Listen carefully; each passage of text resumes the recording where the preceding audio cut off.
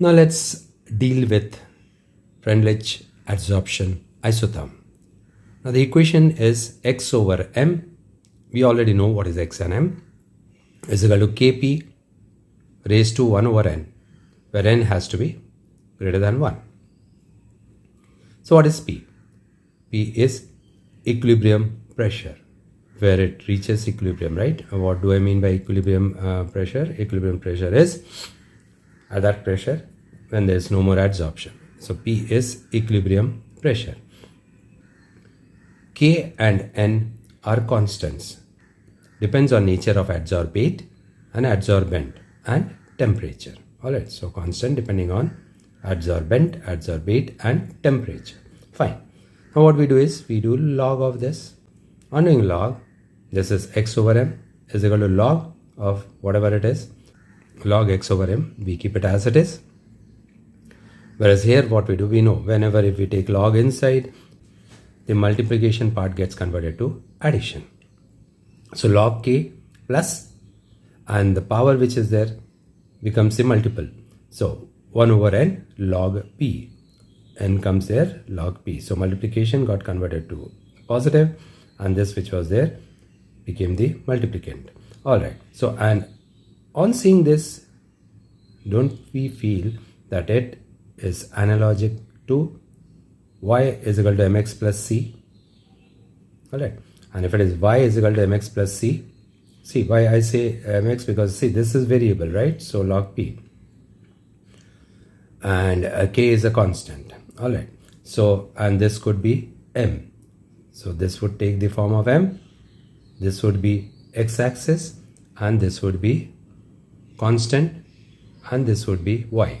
So if we say y is equal to mx plus c, then this is the graph that comes to our mind. Alright, so y, x, intercept on y-axis is c, and slope of this is m. Alright, so let's understand now how does this work over here. So what happens is here y, so this is y,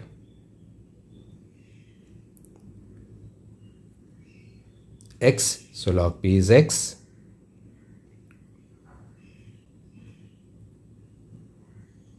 c, so intercept is log k. Alright, and the slope is 1 over n. So whenever we are performing experiment, we obviously know how much is the x. We have weighed mass, we have weighed the adsorbent, alright, and how many moles of mass or how many grams of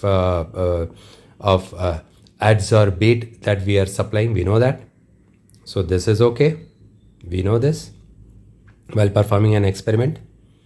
And pressure we ourselves are applying in a system called autoclave or somewhere wherever we are applying pressure, we can measure pressure. So this is measurable, this is measurable. So when we plot these two measurable parameters, we get this sort of graph. Alright, now once if we get this sort of, we know that just 2 points are good enough to draw a line. Once we get this line, extrapolating, we get it on extrapolating, it intercepts y-axis, and the intercept value is our log k. Take out slope for this, that is our 1 over n. So all the parameters of system is known. Alright, okay. Now if condition, if 1 over n is equal to 1, alright, 1 over n is equal to 1, then what happens? This is 1. So then x